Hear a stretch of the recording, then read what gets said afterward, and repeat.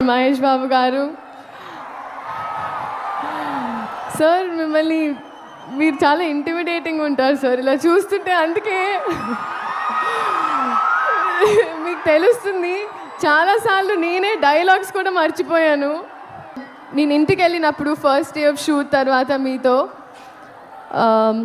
When I went back home, నన్ను ఇంట్లో వాళ్ళు అడిగారు ఎలా ఉంటారు ఏంటి అని. మామూలుగా ఎలా అయితే హౌ దే ఆస్క్ ఎవ్రీవన్, నా మనసు నుంచి ఒకే మాట వచ్చింది సార్, ఒక బంగారపు విగ్రహానికి ప్రాణం పోస్తే ఎలా ఉంటుందో అలా.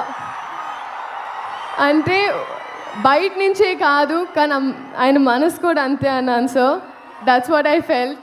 నాకు ఇప్పుడు కొంచెం రాంగ్ ప్లేస్మెంట్ అనిపిస్తుంది సార్. నేను కూడా అక్కడ ఎక్కడో క్రౌడ్లో ఉండాల్సిన దాన్ని, కానీ దేవుడు ఏదో వాళ్ళ మనసులో ఉన్నవన్నీ నేను చెప్పాలని నన్ను ఇక్కడ నుంచోబెట్టుకుంటున్నాను అనుకుంటా.